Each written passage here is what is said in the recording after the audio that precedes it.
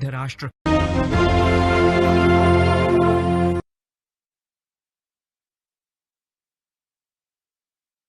नमस्कार, मैं पवन कुमार यादव, प्रवक्ता रसायन विज्ञान, कक्षा 12 रसायन विज्ञान के अध्याय 12 एल्डिहाइड कीटोन तथा कार्बोक्सिलिक अम्लों के अध्ययन हेतु आप सबके बीच प्रस्तुत हूं।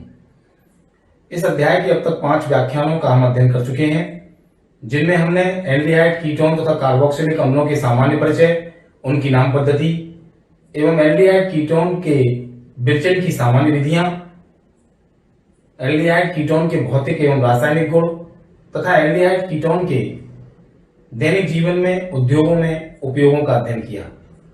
साथ ही हमने कार्बोक्सिलिक अम्ल के संबंध में कार्बोक्सिलिक अम्लों के विरचन की विधियां, कार्बोक्सिलिक अम्लों के भौतिक गुणों का अध्ययन कर चुके हैं। आज के इस व्याख्यान में कार्बोक्सिलिक अम्लों के संदर्भ में हम कार्बोक्सिलिक अम्लों की अम्लीय प्रकृति, कार्बोक्सिलिक अम्लों के रासायनिक गुण तथा कार्बोक्सिलिक अम्लों के उपयोगों का अध्ययन करेंगे। आइए देखते हैं कार्बोक्सिलिक अम्ल की प्रकृति अम्लीय क्यों होती है। वे पदार्थ जो जलीय विलयन में प्रोटॉन दान करते हैं, H+ आयन देते हैं, अम्ल कहलाते हैं। जो जितनी शीघ्रता से H+ आयन दान करता है वह उतना ही प्रबल अम्ल होता है। खनिज अम्ल जैसे HCl, H2SO4 आदि प्रबल अम्ल होते हैं, किंतु कार्बोक्सिलिक अम्ल जैसे CH3COOH, HCOOH दुर्बल अम्ल होते हैं, क्योंकि ये जलीय विलयन में शीघ्रता से आयनित न होकर धीरे धीरे आयनित होते हैं और इनका आयनन पूरा भी नहीं हो पाता। अतः ये दुर्बल अम्ल होते हैं, इनकी प्रकृति दुर्बल अम्लीय होती है। इसको कैसे समझा जा सकता है कि ये वाकई में अम्ल हैं? इसके सबसे पहले अनुनाद द्वारा समझा जा सकता है। किस प्रकार से कि यदि हमको यह कार्बोक्सिलिक अम्ल लें RCOOH, कौन सा लें?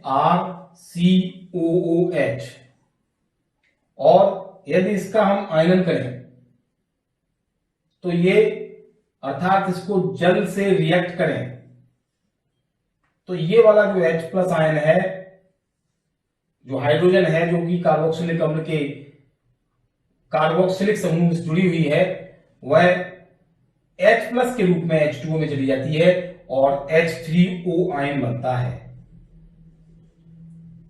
कौन सा आयन बनता है? H3O आयन, हाइड्रोनियम आयन बनता है। साथ ही बनता है ये जो शेष भाग बचा हुआ है RCOO-, जिसे हम कार्बोक्सिलेट आयन कहते हैं। क्या कहते हैं? कार्बोक्सिलेट आयन कहते हैं। इस आयन को हम अनुनाद द्वारा समझेंगे और जानेंगे कि कार्बोक्सिलिक अम्ल की अम्लीय प्रकृति में इसका क्या महत्व है। देखिए, इस सब के लिए आप पुनः देखते हैं कि RCOOH कार्बोक्सिलिक अम्ल ये रहा। जब इसे जल से अभिकृत कराते हैं तो यह वाली हाइड्रोजन H2O के साथ चली जाती है, अर्थात कार्बोक्सिलिक अम्ल H+ आयन दान करता है, प्रोटॉन दान करता है, इसलिए ये अम्ल है, पहला स्टेप। अब जब दान कर देता है तो ये H3O बना देता है, हाइड्रोनियम आयन।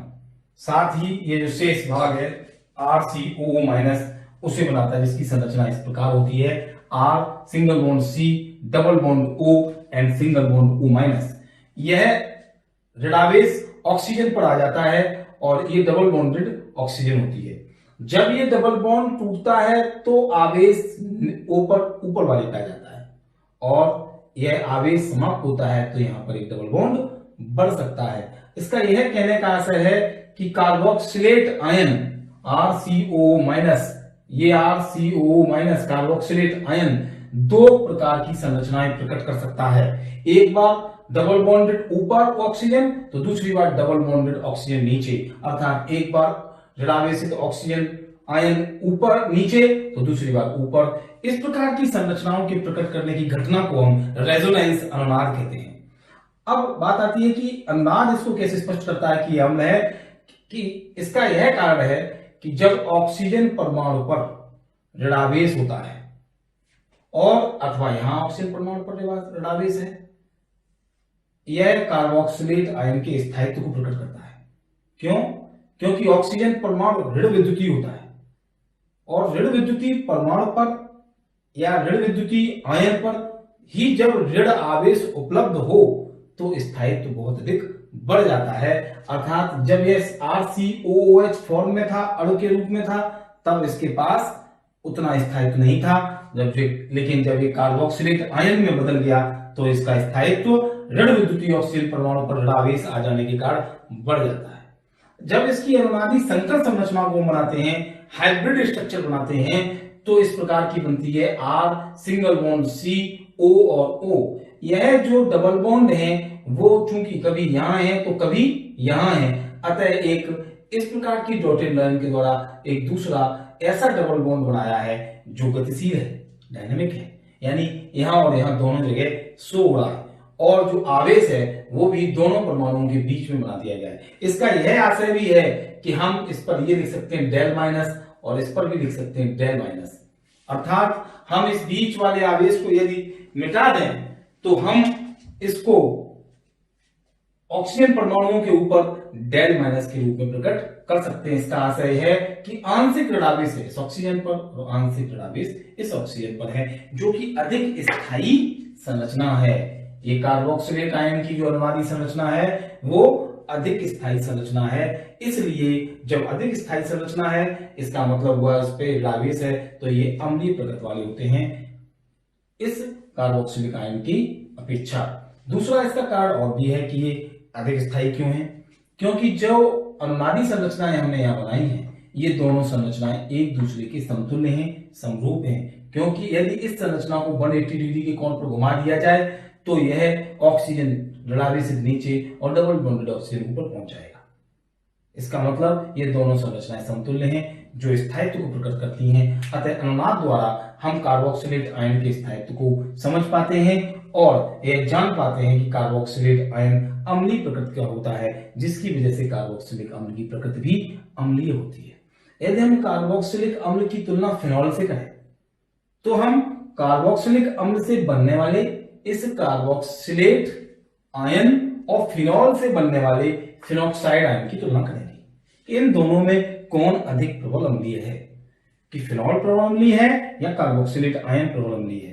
तो इसको इस प्रकार समझेंगे कि कार्बोक्सिलेट आयन में दोनों ऑक्सीजन परमाणुओं पर, जो कि दोनों ही ऋण विद्युतीय हैं, जो दोनों ही ऋण विद्युतीय हैं, उनके ऊपर डेल माइनस अर्थात डेल्टा माइनस आंशिक ऋणावेश उपलब्ध है, जो कि स्थायी संरचना है, जो कि अधिक स्थायित्व वाली संरचना है। अगर हम फिनॉल के फिनॉक्साइड आयन में देखें तो इसके ऊपर डेल माइनस है, ऑक्सीजन के ऊपर क्या है, डेल माइनस है, और दूसरा जो डेल माइनस है वो कार्बन परमाणु पर है। इस पर है कार्बन परमाणु।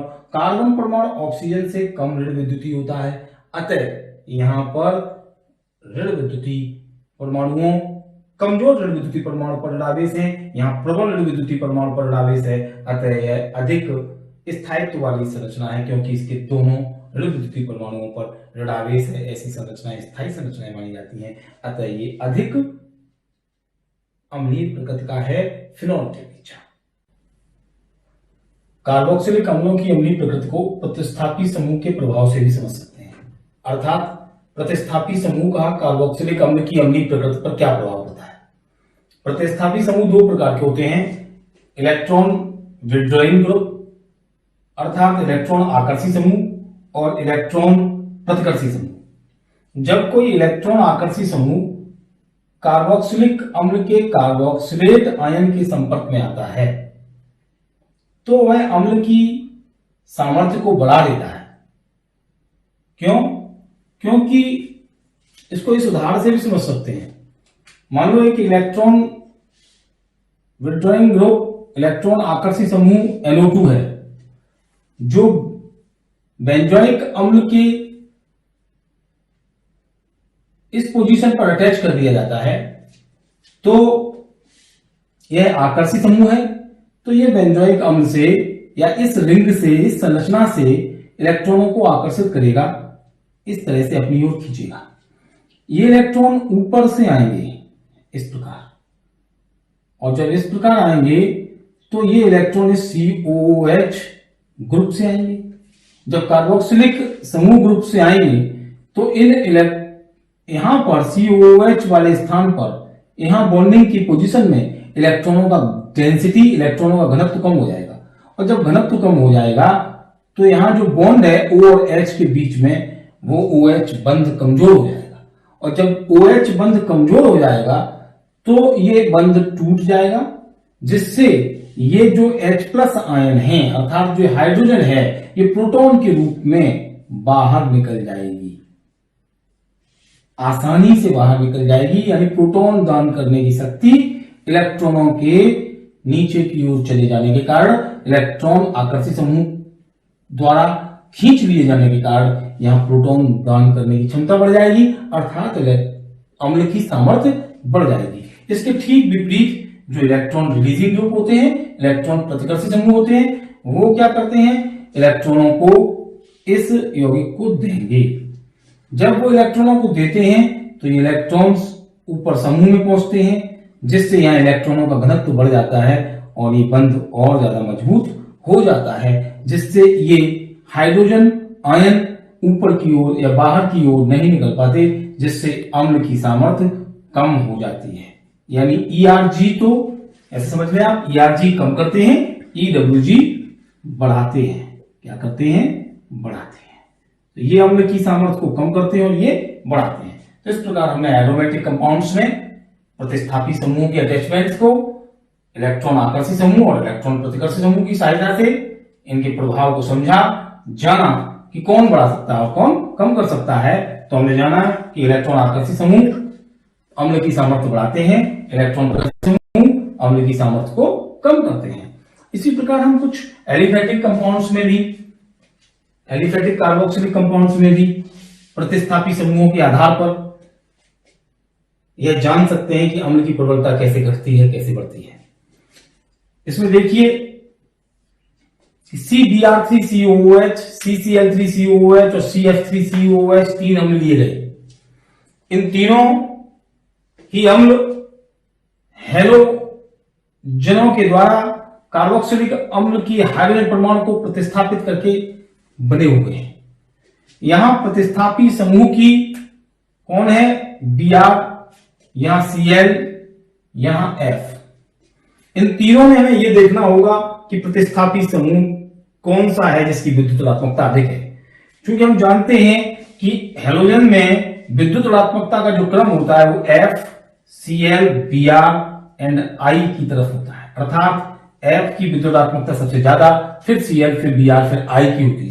इसलिए वे कार्बोक्सिलिक अम्ल जिनमें प्रतिस्थापी के रूप में फ्लोरीन अटैच है वो मोर एसिडिक हैं इनके अपेक्षा, Cl और Br की अपेक्षा। तो यहां हम कहेंगे ट्राइब्रोमो एथेनिक अम्ल, एथेनोइक अम्ल से ट्राइक्लोरो एथेनोइक अम्ल अधिक सामर्थ्य वाला अम्ल है, और उससे भी अधिक सामर्थ्य वाला अम्ल है ट्राइफ्लोरो एथेनोइक अम्ल। इसी प्रकार प्रतिस्थापी समूह का आकार भी अम्ल की सामर्थ्य को प्रभावित करता है। कैसे, यहां पर प्रतिस्थापी समूह कोई नहीं है, H अटैच है, प्रतिस्थापी ही मान लो, क्योंकि ये एल्किल समूह भी प्रतिस्थापी की भांति ही कार्य करता है। यहां H अकेली है, अतः यहां H अकेले होने के कारण एल्किल जो समूह नहीं है, इस वजह से ये प्रबल अम्ल है। प्रतिस्थापी समूह का जैसे जैसे आकार बढ़ता है अम्ल की सामर्थ्य वैसे वैसे घटती है। यहां CH3 है, अतः ये HCOOH की अपेक्षा कमजोर अम्ल है, वीक एसिड है, और यहाँ C2H5 है, तो यहाँ प्रतिस्थापी समूह का आकार बड़ा हो गया तो सामर्थ्य कम हो गई। तो हमको याद रखना है कि प्रतिस्थापी समूह का आकार अम्ल की सामर्थ्य को घटा देता है। अब देखते हैं प्रतिस्थापी समूह की स्थिति से क्या प्रभाव पड़ता है। यहाँ पर भी क्लोरीन अटैच है कार्बोक्सिलिक अम्ल के एक यौगिक के साथ, यहाँ पर भी क्लोरीन अटैच है, लेकिन दोनों जगह अटैचमेंट की सिचुएशन अलग अलग है। यहाँ पर ये कार्बोक्सिलिक समूह का कार्बन परमाणु ये रहा, तो इससे बाद जो जस्ट बाद वाला कार्बन परमाणु होता है उसे हम अल्फा, और दूसरे इस वाले को हम बीटा कार्बन परमाणु कहते हैं। यहां देखें तो ये वाला जो कार्बोक्सिलिक समूह है, इसके जस्ट बाद वाले को यहां अल्फा और इस वाले को हम बीटा कार्बन परमाणु कहते हैं, तो इस वाले को हम गामा भी कहेंगे। जो अल्फा कार्बन परमाणु है उससे अटैच Cl परमाणु ये इस कार्बोक्सिलिक समूह के अधिक पास है और ये थोड़ा सा दूर हो गया क्योंकि बीटा पे अटैच है, थोड़ा दूर हो गया। इसका प्रभाव यहाँ ज्यादा पड़ता है, इसका प्रभाव यहाँ कम पड़ता है। जब ज्यादा प्रभाव पड़ता है तो इसका मतलब ये अम्ल की सामर्थ्य को अधिक बढ़ाता है, ये उतना अम्ल की सामर्थ्य को नहीं बढ़ा पाता है। इसलिए अल्फा कार्बन परमाणु से जब प्रतिस्थापी अटैच हो तो वह यौगिक बीटा से अटैचमेंट वाले प्रतिस्थापी की अपेक्षा अधिक पावरफुल होता है। तो यहां पर यह वाला कार्बोक्सिलिक अम्ल इसकी अपेक्षा अधिक पावरफुल होगा। तो हम अल्फा बीटा कार्बन परमाणु के सापेक्ष इस प्रकार कार्बोक्सिलिक अम्लों की अम्लीयता की प्रबलता का अध्ययन कर सकेंगे। अब अगला टॉपिक हम देखेंगे कार्बोक्सिलिक अम्लों के रासायनिक गुण। कार्बोक्सिलिक अम्लों के रासायनिक गुणों में सबसे पहले देखेंगे COOH समूह के H परमाणु की अभिक्रियाएं, यानी ऐसी अभिक्रियाएं जो कार्बोक्सिलिक अम्ल के H परमाणु के कारण संपन्न होती हैं। सबसे पहले उसमें देखेंगे लवण निर्माण, यानी कार्बोक्सिलिक अम्ल की अभिक्रिया जब क्षारों से कराई जाती है तो लवण बनते हैं।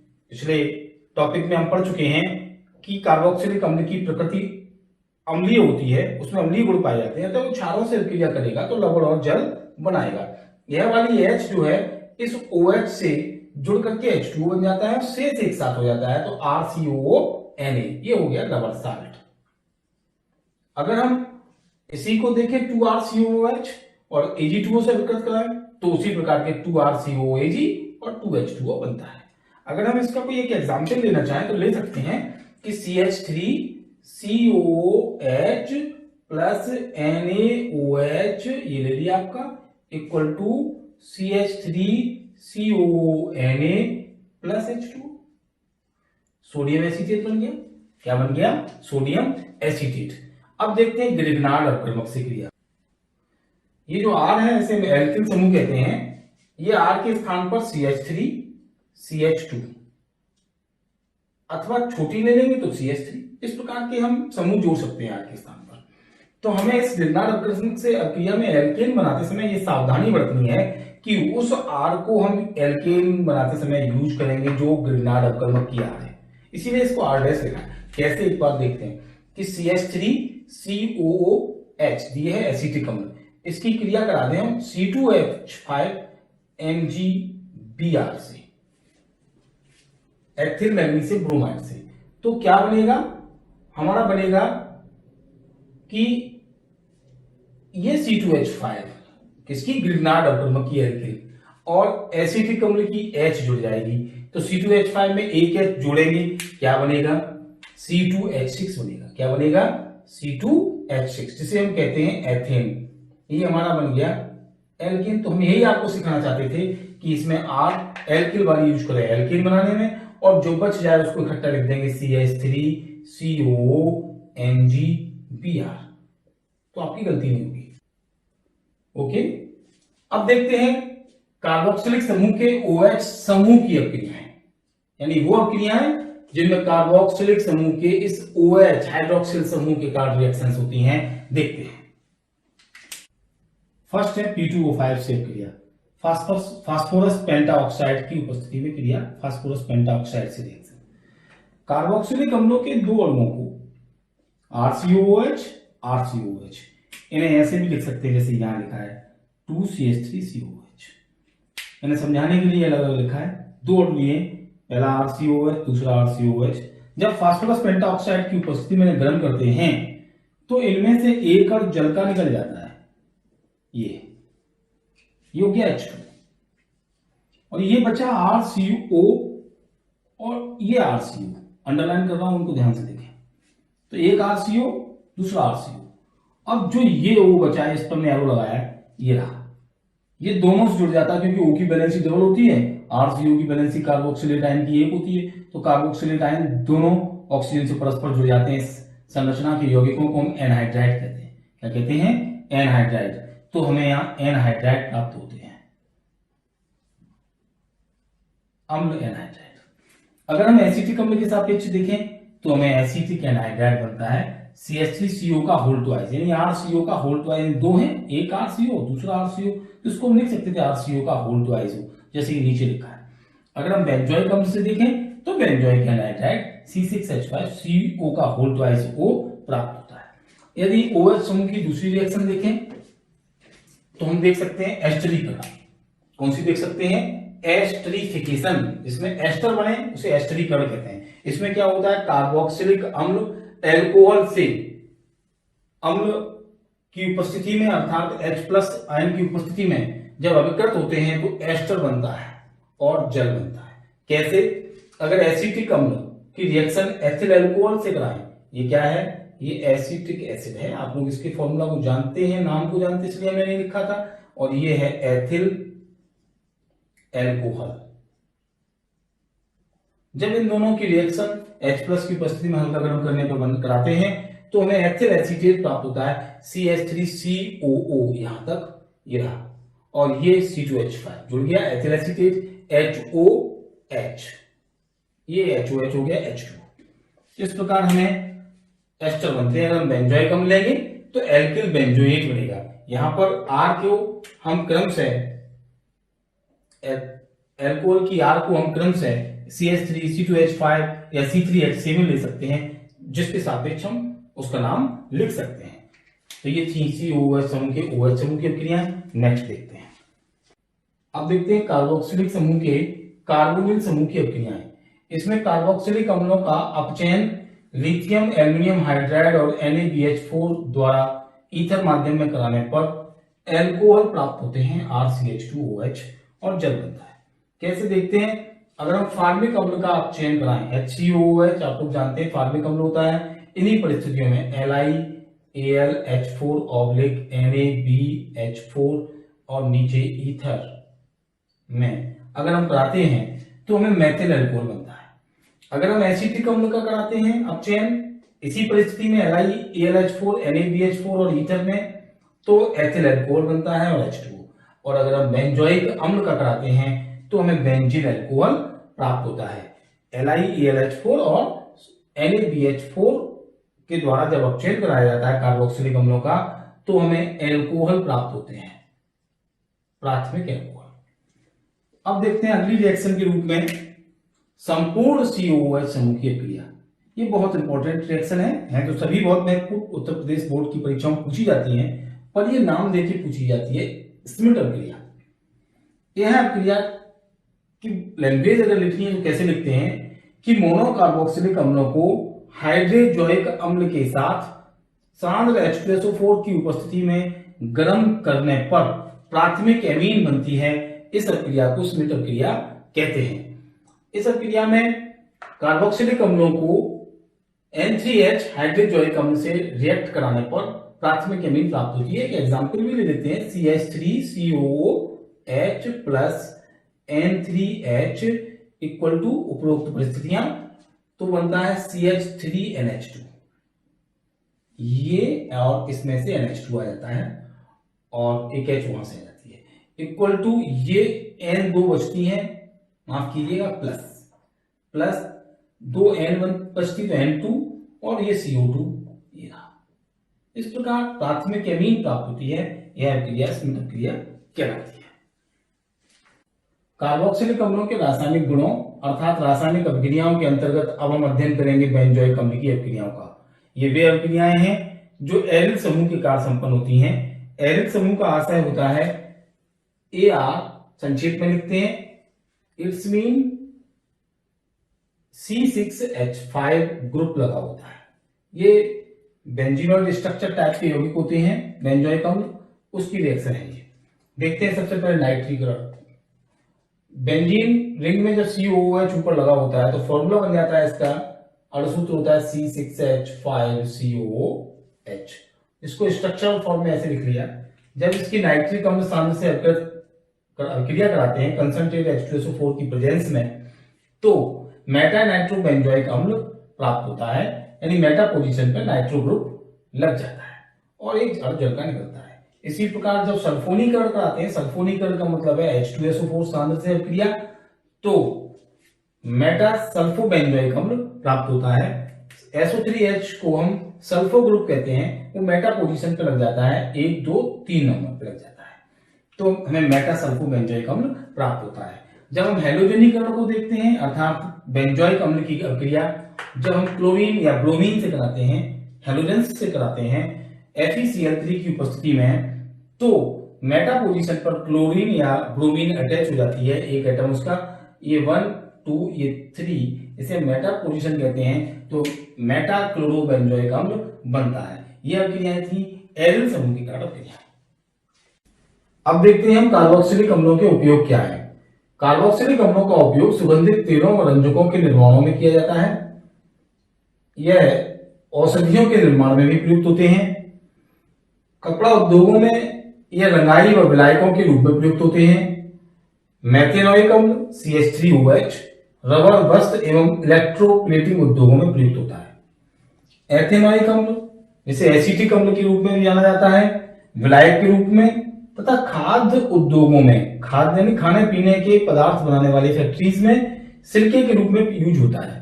यह अचार में सिरके के रूप में यूज होता है और खाद्य पदार्थों के कंजर्वेशन में अर्थात उनको सुरक्षित रखने में प्रयुक्त किया जाता है। आप लोगों ने एल्डिहाइड कीटोन एवं कार्बोक्सिलिक अम्ल का अध्ययन 6 व्याख्यानों के अंतर्गत किया। हमने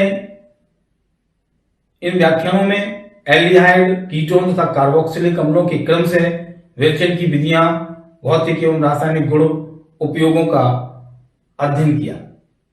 आशा है आपको यह अध्याय एल्डिहाइड, कीटोन तथा कार्बोक्सिलिक अम्ल अच्छे से समझ में आया होगा।